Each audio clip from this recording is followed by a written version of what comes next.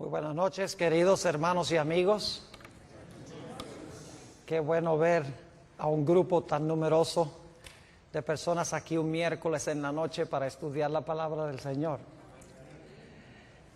Como se anunció, vamos a estudiar en nuestro tema de hoy algunos detalles sobre tal vez la profecía más difícil de la Sagrada Escritura, Daniel, el capítulo 11.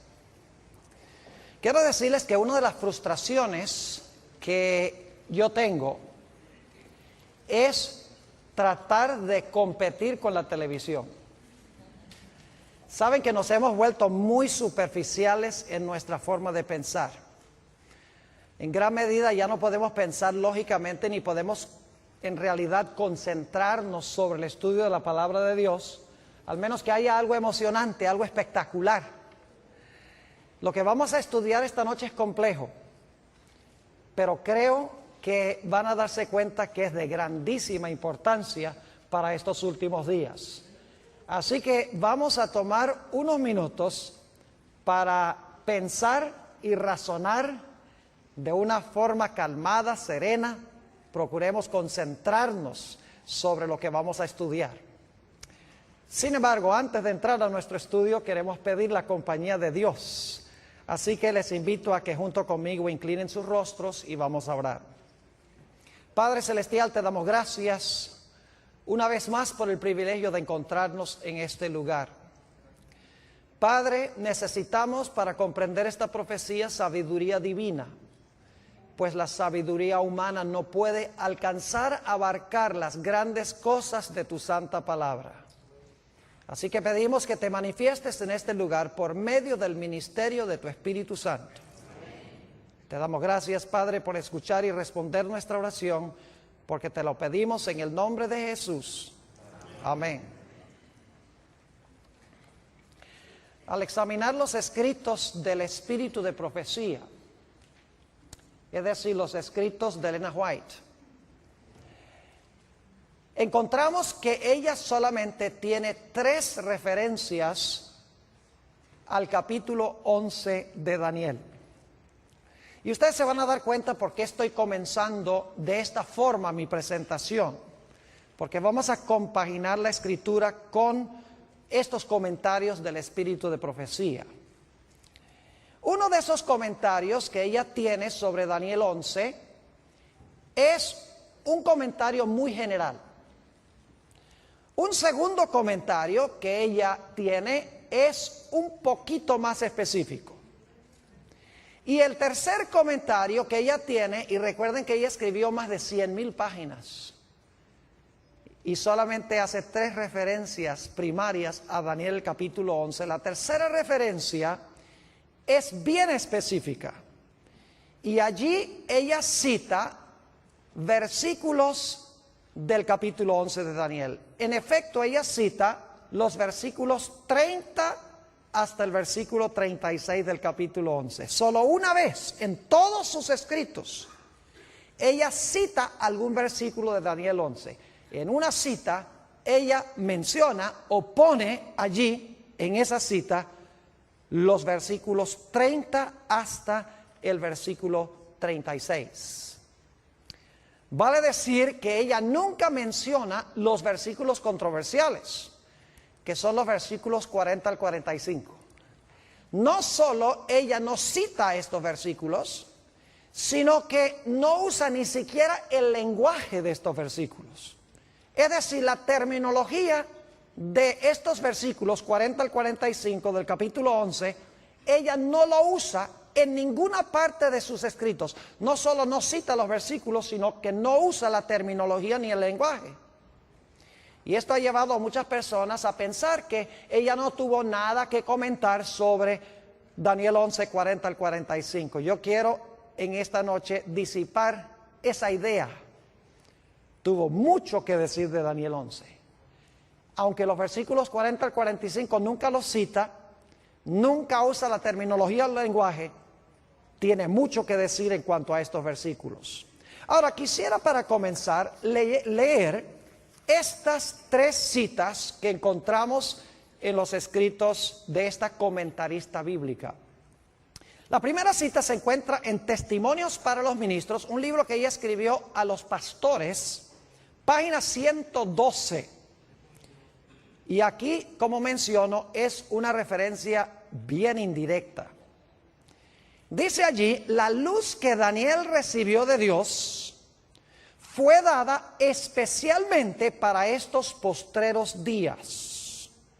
Las visiones que recibió en las riberas del Ulai, ese es Daniel 8, recibió Daniel 8 al lado del río Ulai, y el Hiddekel, la visión de Daniel 11 la recibió al lado del Hiddekel.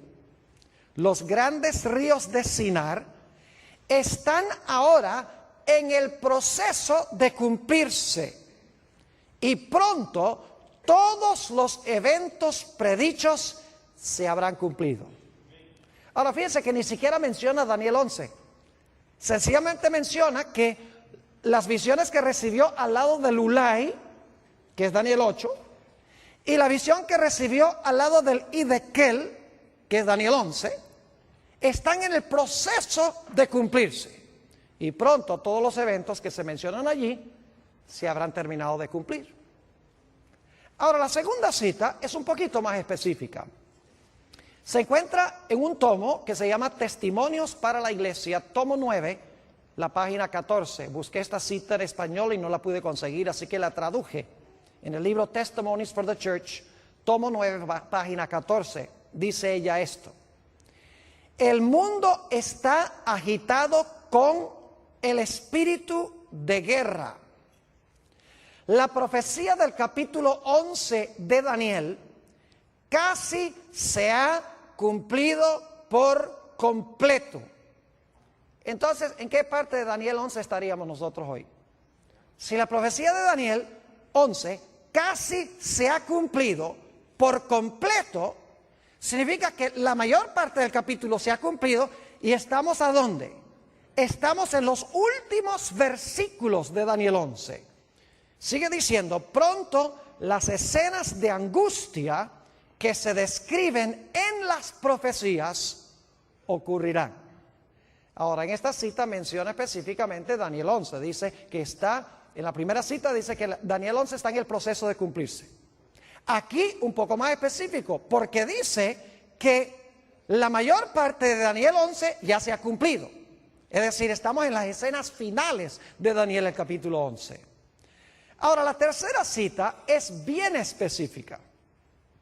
Es la única cita, como les mencioné, a donde ella cita versículos de Daniel 11. Ella cita los versículos 30 al 36.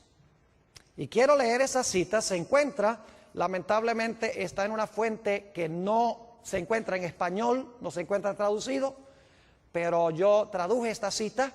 Se encuentra en un tomo que se llama Manuscript Releases, tomo 13, en la página 394. Son materiales de la hermana White que no se habían publicado antes. Se sacaron más o menos unos 20 tomos con todo ese material que antes no había sido publicado. Por eso se llama Manuscript Releases, tomo 13, página 394. Fíjense lo que dice. No hay tiempo que perder. Nos esperan tiempos angustiosos. El mundo está agitado con el espíritu de guerra. Pronto ocurrirán las escenas de angustia que se describen en las profecías.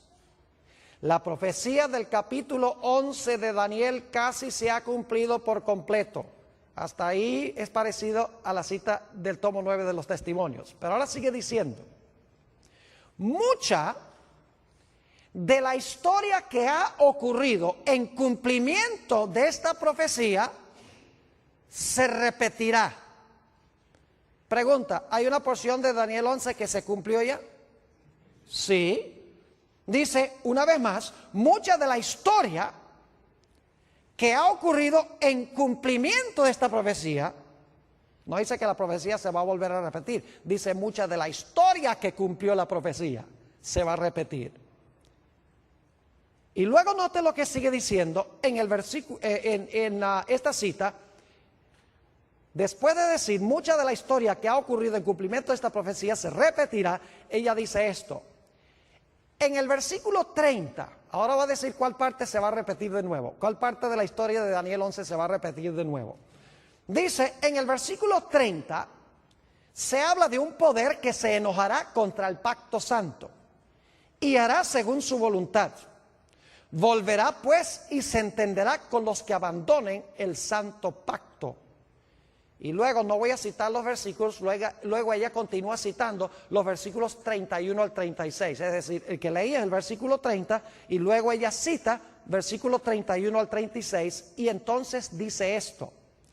Escenas semejantes a las que se describen en estas palabras ocurrirán. Yo pregunto entonces, ¿qué porción de Daniel 11, según esta autora, se va a repetir de nuevo? ¿O qué eventos históricos, en cuáles versículos se van a volver a repetir? Son los eventos que se describen ¿dónde? En los versículos 30 hasta el versículo ¿qué? Hasta el versículo 36. Y quiero recalcar nuevamente que ella no dice que la profecía se va a cumplir dos veces. Dice que mucha de la historia que se realizó en cumplimiento de esta profecía se va a repetir. No es la profecía, es la historia que cumplió la profecía la que se va a volver a repetir. Es decir, las escenas que describen los versículos 30 al 36 van a ocurrir de nuevo en la historia. Ahora, para entender lo que ella está tratando de decir, necesitamos regresar un momento para repasar la secuencia de reinos que encontramos en Daniel 7 y Daniel 8. Y esto lo voy a hacer rápido, no voy a buscar los versículos, porque la mayoría de los que estamos aquí hemos estudiado estas profecías. En Daniel 7 tenemos un león. ¿Qué representa el león? Babilonia. Luego tenemos un oso. ¿Qué representa el oso? Medo-Persia. Luego tenemos un leopardo. ¿Qué representa el leopardo? Grecia. Luego tenemos un dragón o una bestia terrible que representa ¿qué reino? Roma. Y luego a ese dragón le salen 10 cuernos. ¿Qué representan los 10 cuernos? Representan los 10 reinos en los cuales se dividió el imperio romano. Y luego entonces sale un cuerno ¿qué? Un cuerno pequeño que gobierna ¿por cuánto tiempo? Por 1260 años. Ahora, ¿qué representan los 10 reinos? O los 10 cuernos, 10 reinos de Roma. ¿Y qué representa el cuerno pequeño? El cuerno pequeño representa la iglesia romana desde el tiempo cuando cayó el imperio romano y se fragmentó en 10 reinos y 1260 años más adelante, en 1798, cuando recibió una herida mortal. Es decir, tenemos cierta secuencia de reinos: Babilonia, Medo-Persia, Grecia, Roma pagana, Roma papal. Esa es la secuencia de reinos. Ahora necesito ir a Daniel 8, porque Daniel 8 sigue la misma secuencia, pero hay una excepción. En Daniel 8 no empieza con Babilonia, sino que empieza con ¿cuál reino? Empieza con Medo-Persia. ¿Recuerdan un carnero? ¿Cuántos cuernos tiene el carnero? 2. Uno es más alto que el otro y dice que este carnero representa ¿qué reino? Daniel 8 lo dice, versículo 20. Dice, el carnero representa el reino de Medo-Persia. Muy bien. Y luego después se levanta un macho cabrío que viene y ataca al carnero. ¿Y qué representa ese macho cabrío que tiene un cuerno notable entre sus ojos? Representa Grecia. ¿Y qué representa el cuerno notable?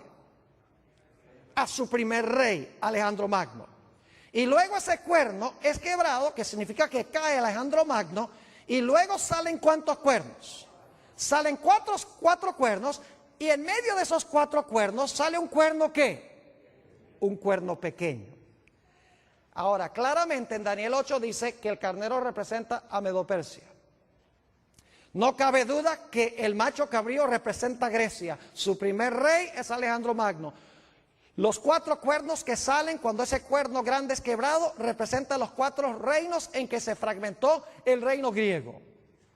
Y luego entonces encontramos el cuerno pequeño, que si ustedes estudian con cuidado Daniel 8, van a encontrar que el cuerno pequeño tiene dos etapas.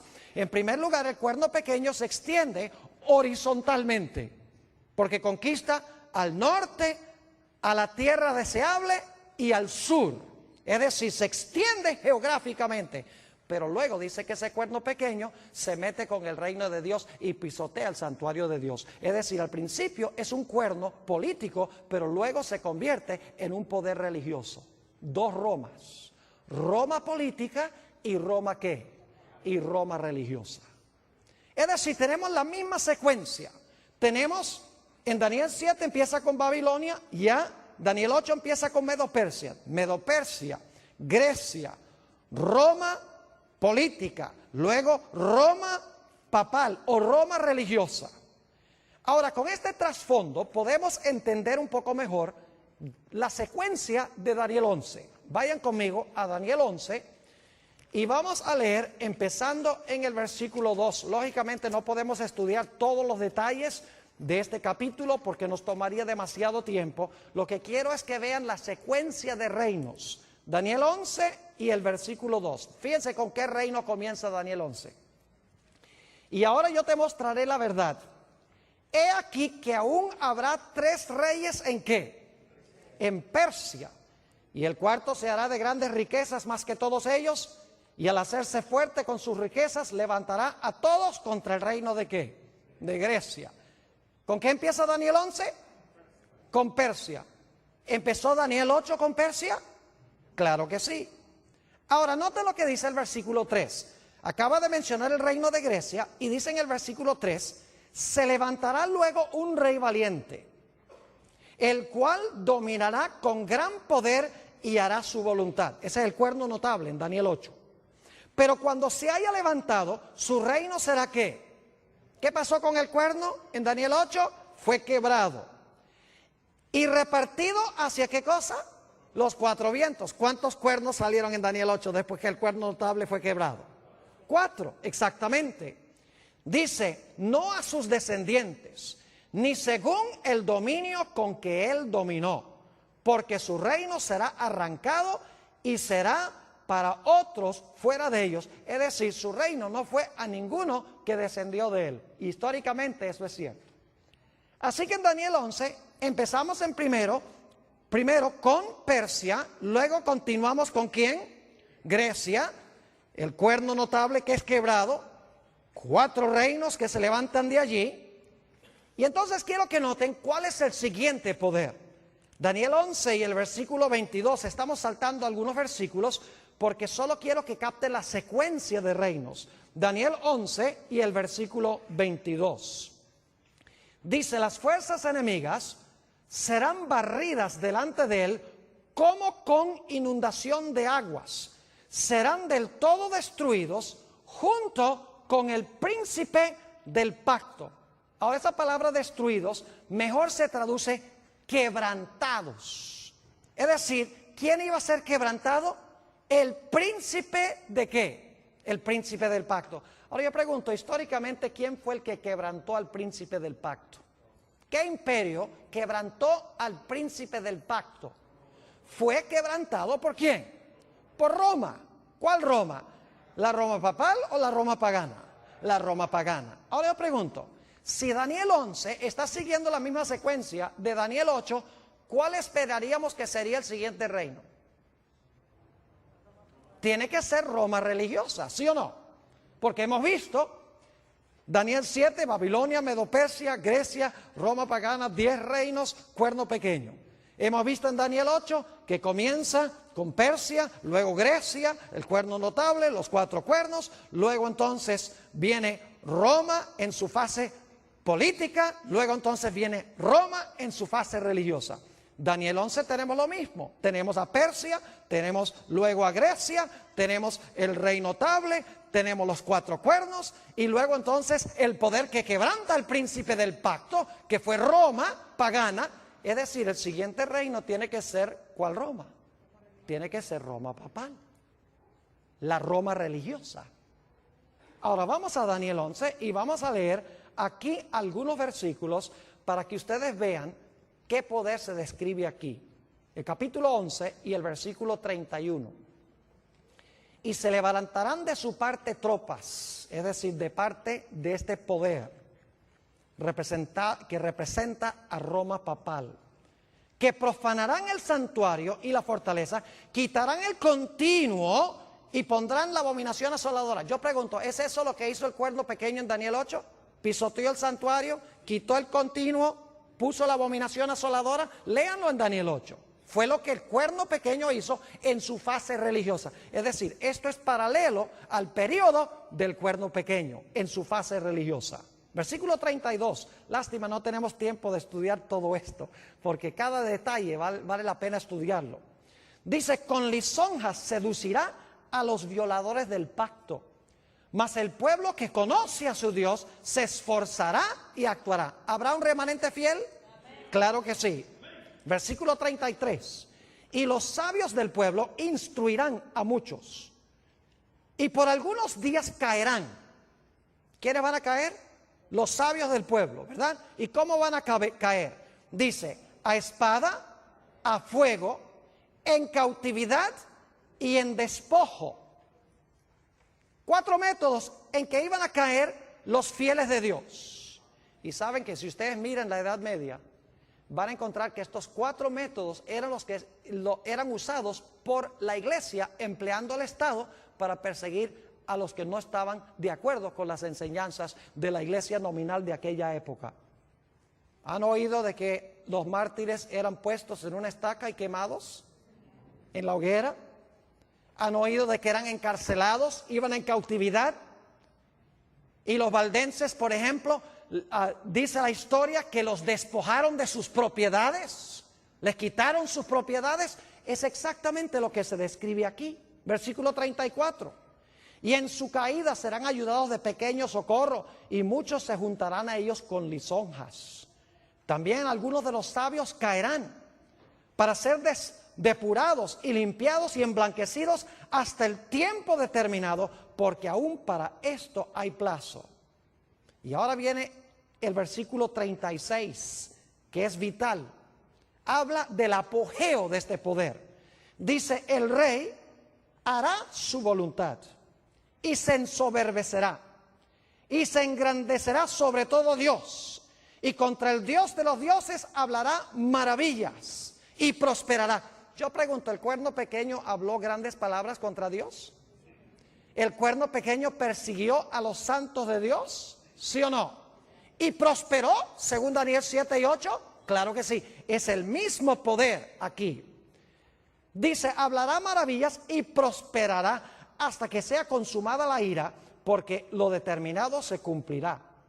Del Dios de sus padres, es decir, los padres son los apóstoles, los fundadores de la iglesia. Del Dios de sus padres no hará caso, ni del amor de las mujeres, ni respetará a Dios alguno, porque sobre todo se engrandecerá. Es decir, se va a proclamar Dios en la tierra, este personaje. Versículo 38.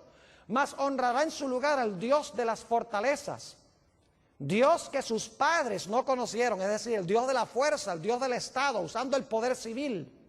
Lo honrará con oro y plata, con piedras preciosas y con cosas de gran precio. En la misma descripción del traje de la grande ramera de Apocalipsis, el capítulo 17. Versículo 39, con un Dios ajeno se hará de las fortalezas más inexpugnables y colmará de honores a los que le reconozcan, y por precio repartirá la tierra.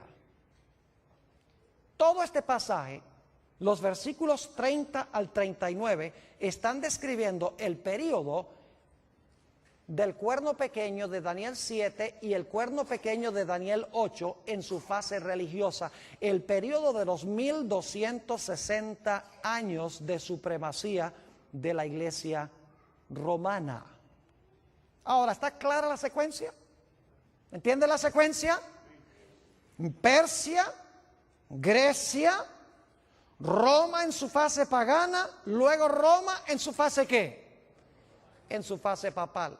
Pero yo pregunto, según las profecías, ¿cuántas etapas de dominio tiene el cuerno pequeño o la bestia, o en este caso el rey del norte? ¿Cuántas etapas de dominio tiene? A ver, díganme ustedes. Tiene dos. ¿Cuál es la primera? ¿Gobernó por cuánto tiempo? 1260 años. ¿Verdad que sí? Ahora, cuando cayó, después de los 1260 años, en 1798, terminado, ya no se levanta más nunca. ¿O se va a volver a levantar? ¡Oh, se va a volver a levantar! Porque Apocalipsis 13 dice que la bestia que gobernó 42 meses, que es lo mismo que los 1260 días, iba a recibir una herida, ¿qué? Mortal. Y por un tiempo iba a estar fuera de comisión. Y luego su herida de muerte se iba a ¿qué? Sanar, y nuevamente iba a gobernar ¿qué cosa? El mundo. Ahora podemos entender por qué Ellen G. White dijo que escenas semejantes a las del pasado se iban a repetir. ¿Me están entendiendo lo que estoy diciendo? Porque el mismo poder que dominó en el pasado, que recibió una herida mortal, que ha estado herido a este sistema, porque no puede usar el poder civil como lo hacía en la Edad Media, ese poder se le va a sanar la herida y luego va a repetir lo que hacía ¿cuándo? Lo que hacía durante los 1260 años. Por eso es que la autora que leímos dice, nuevamente, leo esta cita, dice, escenas semejantes a las que se describen en este versículo o en estas palabras ocurrirán de nuevo. Y luego entonces llegamos al versículo 40. Ahora yo quiero decirles cómo se relaciona el versículo 40 con los versículos 31 al 39. En el versículo 40 habla del rey del sur que se acornea contra el rey del norte. Es decir, el rey del sur ataca al rey del norte en el tiempo del fin. Pero luego dice que el rey del norte levanta contra el rey del sur, ¿qué cosa? Tempestad. Y se lanza contra él. Y si siguen leyendo hasta el versículo 45, se van a dar cuenta que el rey del norte, que dominó durante los 1260 años, versículo 31 al 39, y que recibió una herida mortal por parte del rey del sur en 1798, cuando el rey del sur se acorneó contra él, ese poder dice que va a conquistar al rey del sur y nuevamente va a llegar a tener un dominio mundial, un dominio global. Ahora, es interesante, como les mencioné, notar que Ellen G. White no cita ni un solo versículo de los versículos 40 al 45. O sea, cita hasta el versículo 36, nos ubica. Dice, este es el periodo cuando este poder ejerció su dominio. Pero en cuanto al tiempo cuando se le sana la herida, por lo menos no usa el lenguaje de Daniel 11 y empezando en el versículo 40. Y la gente dice, por lo tanto, ella no tuvo nada que decir en cuanto a estos versículos. Ahora, yo quiero decirles que ella tuvo mucho que decir en cuanto a estos versículos. Y se lo voy a demostrar, pero la forma en que lo vamos a hacer es, en vez de estudiar desde el versículo 40 hasta el versículo 45, lo que vamos a hacer es empezar en Daniel 12 y el versículo 2 y trabajar hacia atrás. En vez de ir hacia adelante del 40 a Daniel 12.2, vamos a empezar en Daniel 12.2 y vamos a trabajar deductivamente, vamos a regresar hacia el versículo 40. ¿Entiende lo que vamos a hacer? Ahora, ustedes dicen, ¿por qué va a hacer esto, Pastor Bor? Le voy a explicar. Porque Ellen G. White, aunque no cita los versículos 40 al 45, varias veces cita Daniel 12 y el versículo 1. Es decir, ella varias veces menciona Daniel 12.1. Y ustedes dicen, ¿por qué es importante eso? Noten cómo comienza Daniel 12 y el versículo 1. Dice, en aquel tiempo se levantará Miguel. La pregunta es, ¿en cuál tiempo se levantará Miguel? ¿A dónde buscaríamos el tiempo que se menciona aquí en el versículo 1? En aquel tiempo se levantará Miguel. Eso nos manda a regresar ¿a dónde? Al capítulo 11. En aquel tiempo se levantará Miguel. Así que si podemos saber a dónde Elena G. de White cita, porque cita también Daniel 12:2, si podemos saber dónde ella cita Daniel 12:2 y Daniel 12:1, entonces lo que viene antes de la cita de Daniel 12:1 debe ser el comentario sobre los versículos 40 al 45. ¿Me están siguiendo o no me están siguiendo? Ahora vamos a mirarlo. Tengo en mi mano este librito que se llama El conflicto de los siglos. Está bien usado. Y a propósito traje un ejemplar bien feo para que lo pongan en cámara, porque así debe estar el conflicto de los siglos de ustedes. No debe estar en papel celofán. Debe estar bien usado. Ahora, lo que yo quiero compartir con ustedes es extraordinario, porque va a mostrarles que Elena G. de White tenía más que sabiduría humana. Es increíble cómo ella compagina perfectamente con la profecía de Daniel 11 sin usar el lenguaje. Yo creo que ella misma tal vez ni sabía lo que estaba haciendo. Ahora escuchen bien, les voy a dar las páginas. En la página 695, y no voy a leer todas las citas, pero en la página 695 del conflicto de los siglos, ella cita Daniel 12 y el versículo 2. Ahora, ¿qué es lo que dice Daniel 12 y el versículo 2? Dice: y muchos de los que duermen en el polvo de la tierra serán despertados, unos para vida eterna y otros para vergüenza y confusión perpetua. En la página 695 del conflicto de los siglos, ella cita ese versículo. Ahora queremos trabajar un poquito más hacia atrás. ¿Saben ustedes cómo se llama el capítulo a donde ella cita ese versículo de Daniel 12 y el versículo 2? El título de ese capítulo es La liberación del pueblo de Dios. ¿Por qué es importante? Dicen ustedes. Vamos a Daniel, el capítulo 12, y fíjense algo interesante. Dice: en aquel tiempo se levantará Miguel. Lo primero que quiero que noten: en aquel tiempo se levantará Miguel, el gran príncipe que está de parte de los hijos de tu pueblo. Se va a levantar Miguel, el que está a favor de su pueblo. Segundo, ¿y será tiempo de qué? De angustia, cual nunca fue desde que hubo gente hasta entonces. Número 2. Número 3, pero en aquel tiempo de angustia, tu pueblo será ¿qué? Libertado. Todos los que se hallaran escritos en el libro. Y luego número 4, dice: muchos de los que duermen en el polvo de la tierra serán despertados. 4 cosas. Se levanta Miguel, viene un tiempo de angustia, es libertado el pueblo de Dios. ¿Y qué? Y viene la resurrección especial. Ahora estamos trabajando no hacia adelante, sino hacia atrás. Vimos en la 695 que cita Daniel 12:2. Ahora, el título de ese capítulo, que comienza en la página 693, es La liberación del pueblo de Dios. ¿Por qué es importante eso? Porque es la última frase del versículo 1 del capítulo 12. En aquel tiempo será ¿qué? En aquel tiempo será libertado tu pueblo, todos los que se hallaren escritos en el libro. ¿Ven lo que estamos haciendo? Daniel 12:2.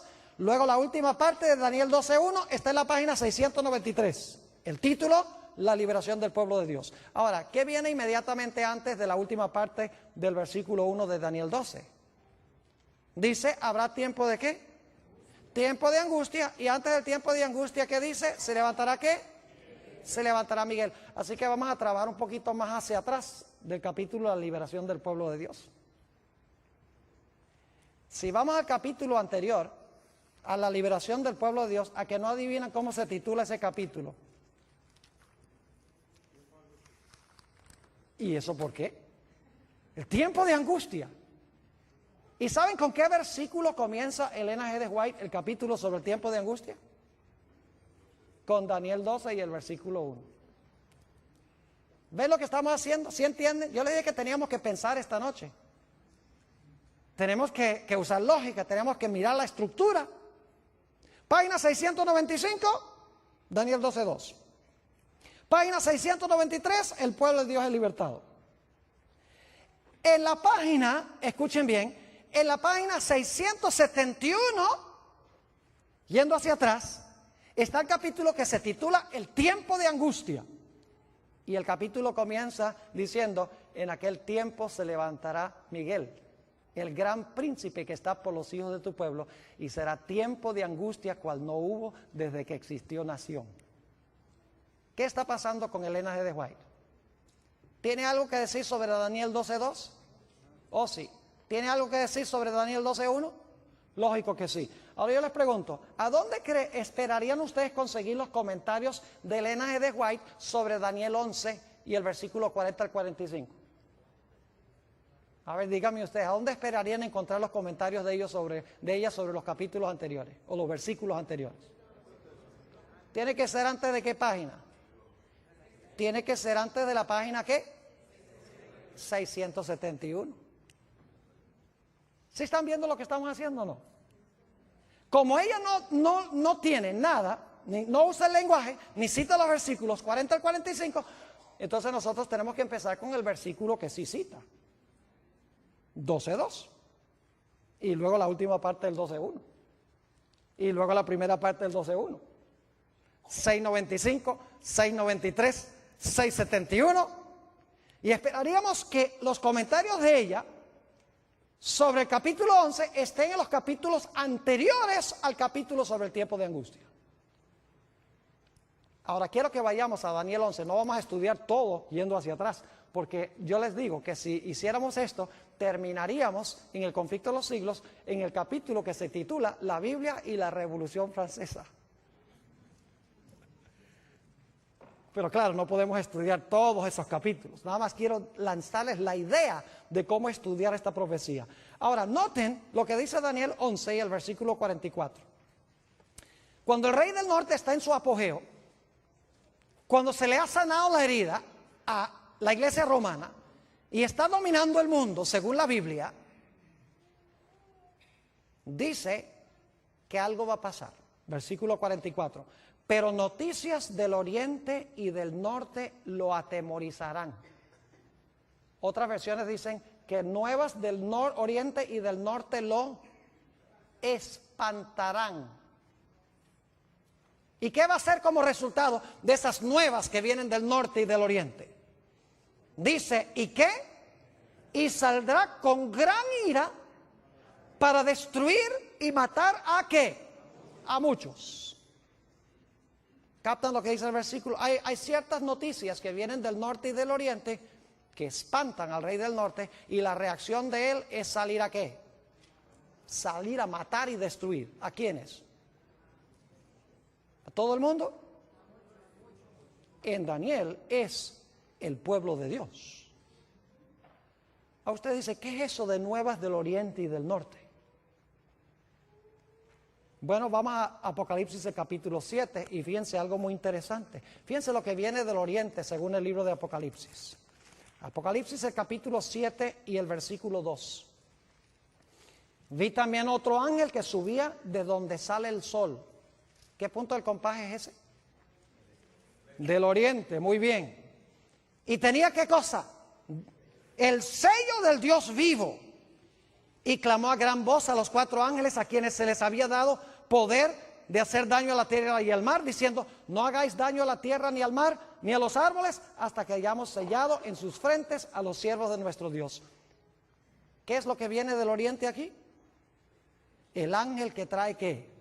El sello de Dios. Es decir, es el mensaje del sellamiento. ¿Y qué es el sello de Dios? El sello de Dios, no lo hemos estudiado esta semana, pero el sello de Dios es el sábado. El sello en la ley de Dios es el santo sábado. Ahí se encuentra el nombre de Dios, su territorio y el oficio. El único mandamiento que tiene las características de un sello. Es decir, este mensaje que viene del oriente es el mensaje del ¿qué? Del sellamiento.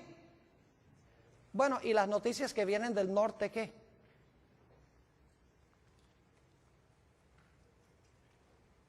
Ahora, nosotros generalmente pensamos en los puntos del compás. ¿Dónde queda el norte aquí? Que estoy un poquito desubicado. ¿Hacia allá? Ok, nosotros generalmente pensamos norte hacia adelante, sur hacia atrás, oriente a la derecha y occidente a la izquierda. Pero técnicamente hablando, el norte es arriba y el sur es abajo. El oriente es la mano derecha y el occidente es la mano izquierda. Yo pregunto, ¿a dónde tiene Dios su trono? En el cielo. Pero específicamente, ¿en qué punto del compás según la Biblia? Cuando Lucifer quiso ocupar el trono de Dios, dice que quiso ocupar el trono de Dios a los lados ¿de qué? A los lados del norte. ¿Y Dios vive dónde? Ya hemos visto, vive en el cielo. Ahora noten Apocalipsis el capítulo 18. Apocalipsis el capítulo 18 va a hablar de la caída de este sistema religioso apóstata. Dice en Apocalipsis 18 y el versículo 1: después de esto vi a otro ángel descender ¿de dónde? ¿Qué dirección del compás es eso? Del norte, muy bien. Después de esto vi a otro ángel descender del cielo con gran poder, y la tierra fue alumbrada con su gloria. Pregunto, ¿son nuevas que vienen del norte, sí o no? ¿Sí? ¿El sello viene del oriente? Claro que sí. Y clamó con voz potente diciendo: ha caído la gran Babilonia, que dicho sea de paso, el mismo rey del norte de Daniel, el capítulo 11. Y se ha hecho habitación de demonios y guarida de todo espíritu inmundo y albergue de toda ave inmunda y aborrecible. Es decir, este sistema religioso ha caído porque impone la marca de la bestia, mientras que Dios, ¿qué es lo que da? Su sello. Versículo 3: porque todas las naciones han bebido del vino del furor de su fornicación, y los reyes de la tierra han fornicado con ella, y los mercaderes de la tierra se han enriquecido de la potencia de sus deleites. Y ahora escuchen, esto es lo que especialmente espanta este sistema, no solamente porque se está predicando que el sistema ha caído, sino que se está llamando a los que están en el sistema a salir. Dice en el versículo 4: y oí otra voz del cielo que decía: salid de ella, pueblo mío, para que no seáis partícipes de sus pecados, ni recibáis parte de sus plagas. Yo pregunto entonces, ¿cuáles son las nuevas que vienen del oriente y del norte que espantan a este rey del norte humano que quiere usurpar el lugar de Dios? Es el mensaje de ¿qué? Del sellamiento, y el mensaje de que Babilonia ha caído, y la invitación de que los fieles de Dios salgan de ese sistema apóstata. Ahora, volviendo otra vez al espíritu de profecía, a que no adivinan cómo se llama el capítulo antes del capítulo que dice tiempo de angustia.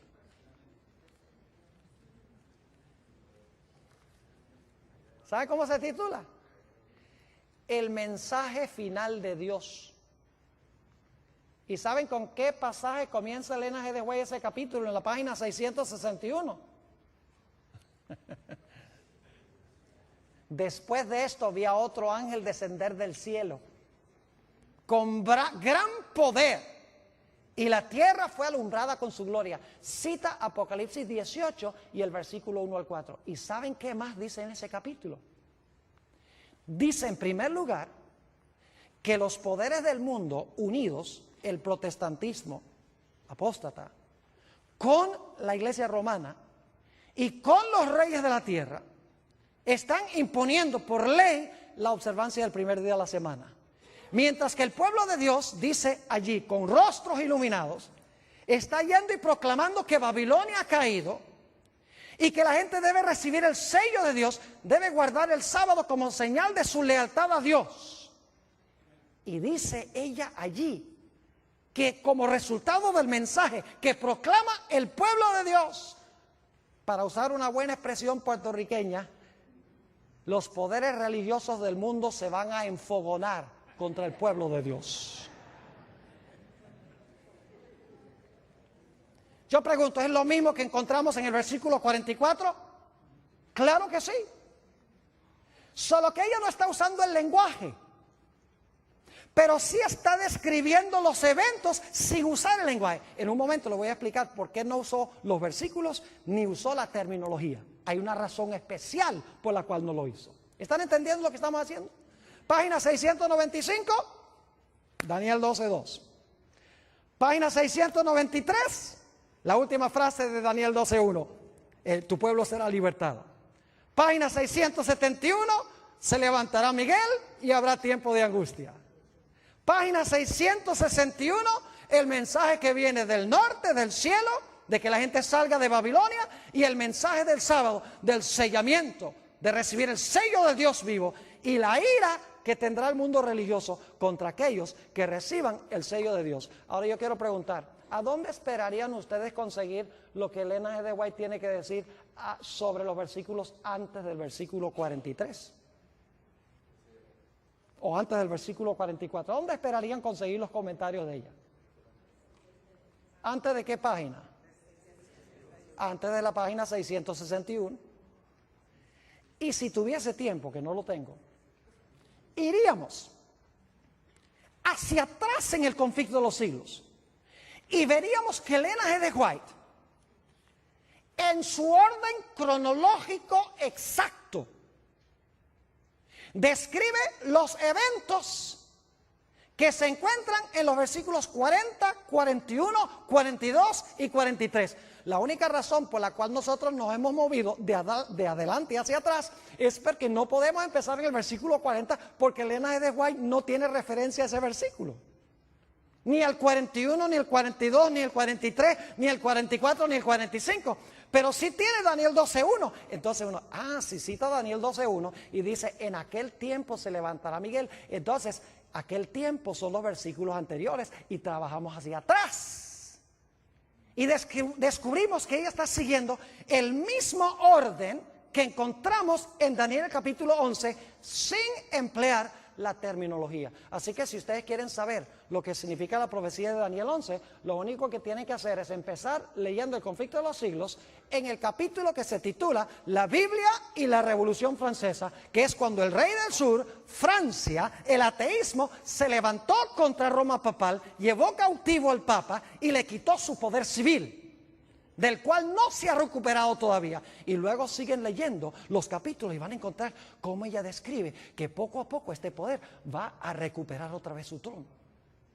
Y se va a unir con los protestantes, que es la tierra gloriosa que se menciona en Daniel 11, 42 y 43. Ojalá tuviera tiempo de hablar de la tierra gloriosa, que representa el protestantismo, especialmente como se encuentra en los Estados Unidos. Y dice que se van a unir con los poderes civiles del mundo, como pasó durante la Edad Media. Y su herida mortal se va a sanar y nuevamente va a recuperar el poderío en el trono del mundo. Yo pregunto, ¿cuadra eso con el panorama que presentan las profecías? Recibió una herida mortal en el tiempo del fin. Por un tiempo estuvo inactiva, pero luego su herida de muerte, que fue ¿qué? Sanada, y se maravilló los Estados Unidos en pos de la bestia. No, Estados Unidos también, pero en realidad se maravilló toda la tierra en pos de la bestia. Ahora alguno dirá, pero Pastor Bor, ¿por qué es que Elena G. de White, si tiene esta interpretación, por qué razón es que ella nunca cita los versículos? ¿Por qué ni siquiera usa la terminología? Es que ni las palabras las usa. ¿Por qué es que ella describe los eventos sin usar las palabras simbólicas? Le voy a explicar. Porque en nuestra iglesia, alrededor del tiempo de los 1870, el editor de la revista adventista del Review and Herald era Uriah Smith. Y Uriah Smith, en esa década de los 70, cambió la interpretación de la iglesia adventista del Rey del Norte. Empezó a enseñar de que el Rey del Norte no era Roma religiosa, sino que era Turquía, que no cuadra con Daniel 11. Y el esposo de Elena G. de White, Jaime White, él decía, no es Turquía, es Roma religiosa, siguiendo la secuencia de los reinos en todos los capítulos. Queda claro de que el Rey del Norte es el mismo cuerno pequeño, es Roma papal. Y Jaime White y Uriah Smith se pusieron a pelear y estaban dividiendo la iglesia. Ahora, la hermana White sabía que esa profecía no era verdad presente para esa época, porque estaba lejos de los eventos que estamos viendo cumplirse en el mundo hoy. Esta profecía sí es verdad presente para ahora, pero en esa época no. En esa época, hace 120 años, hace 130 años, en realidad no era vital definir en ese momento quién era el Rey del Norte y dividir a la iglesia. Así que Elena G. de White dijo, voy a ser sabia. En vez de tomar la parte de mi esposo y que todo el mundo diga, claro, es el esposo. Porque ella sabía que el esposo tenía razón. Ella dice, lo que voy a hacer es describir lo que dicen esos versículos sin usar la terminología. Y algún día alguien inteligente va a descubrir lo que hice.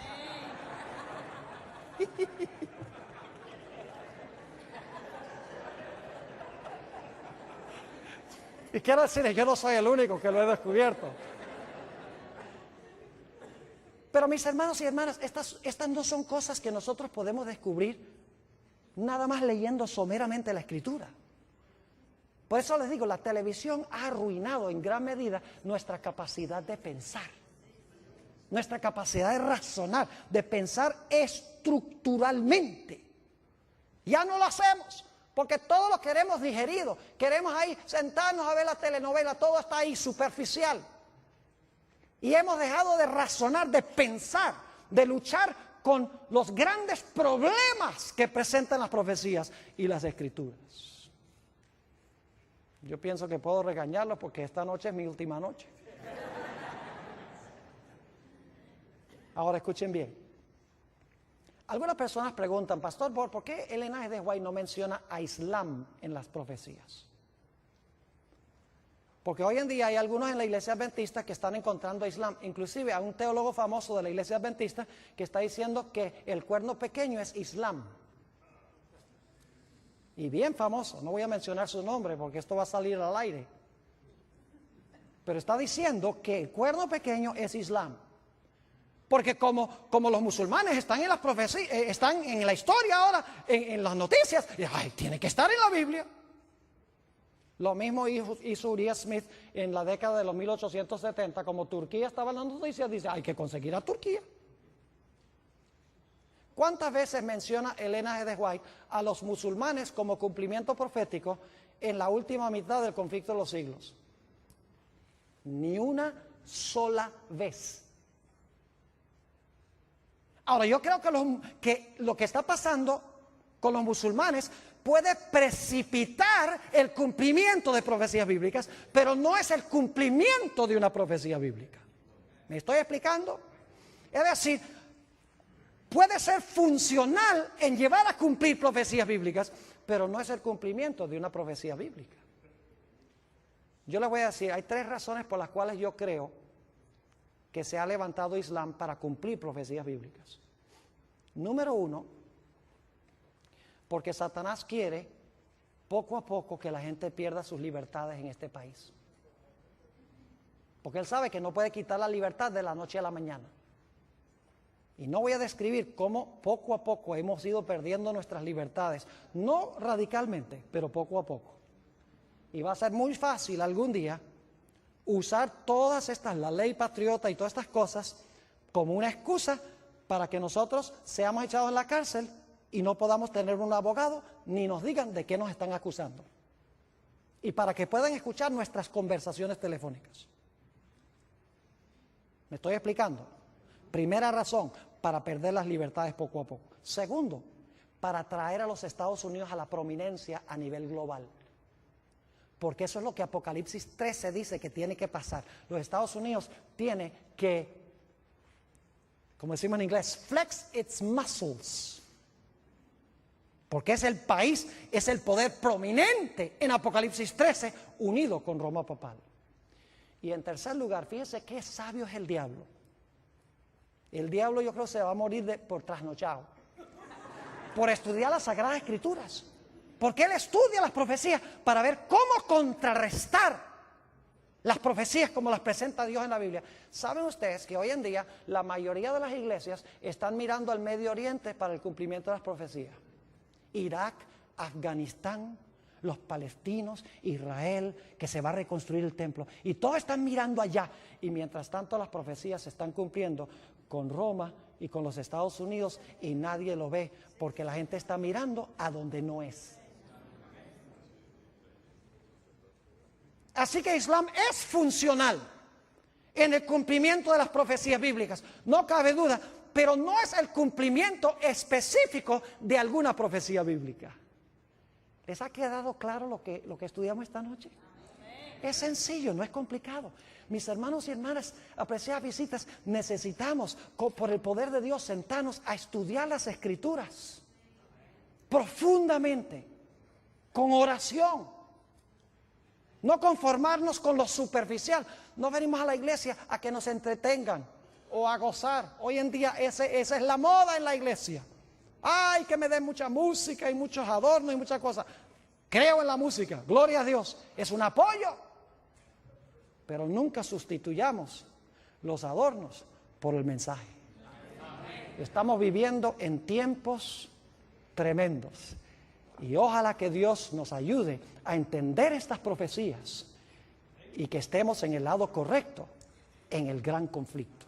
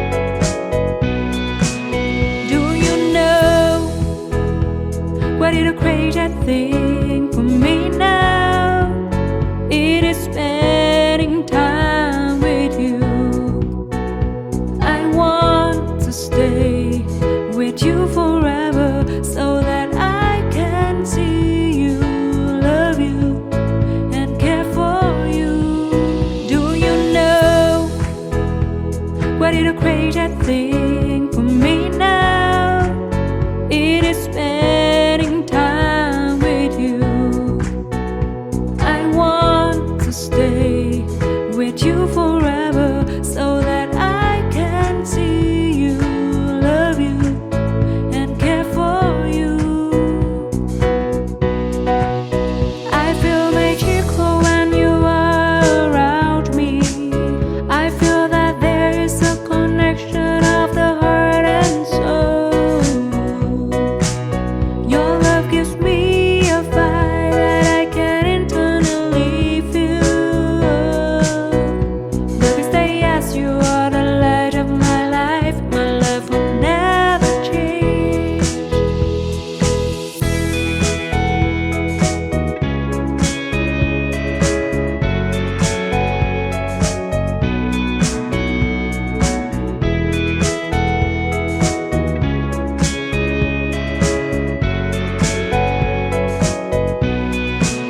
Do you know what is a crazy thing for me now? It is spending time with you. I want to stay with you forever so that I can see you, love you, and care for you. I feel magical when you are around me. I feel that there is a connection of the heart and soul. Your love gives me a fire that I can internally feel.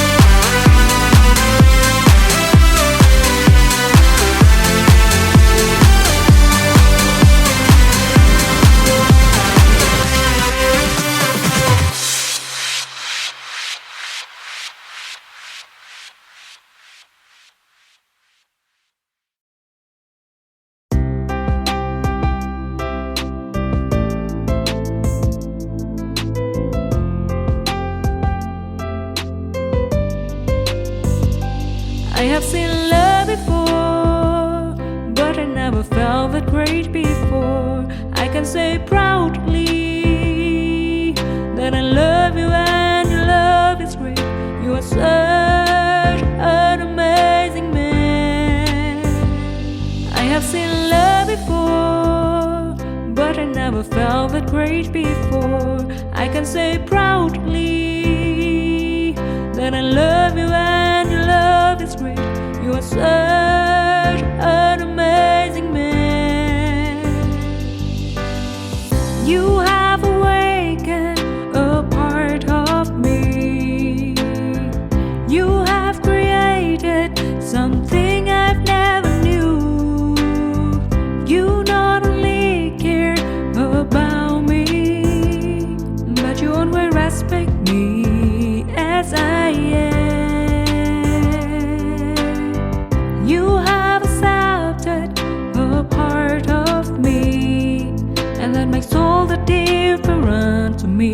You are such an amazing man.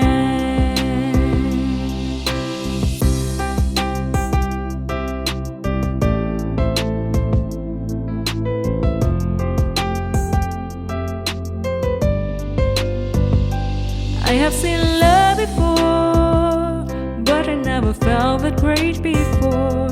I can say proudly that I love you and your love is great. You are such an amazing man. I have seen love before, but I never felt that great before. I can say proudly that I love you and your love is great. You are such an amazing man. You have awakened a part of me. You have created something I've never knew. You not only care about me, but you always respect me as I am. You have accepted a part of me, and that makes all the difference to me. You are such an amazing man. You have awakened a part of me. You have created something I've never knew. You not only care about me, but you always respect me as I am. You have accepted a part of me, and that makes all the difference to me. You are such an amazing man.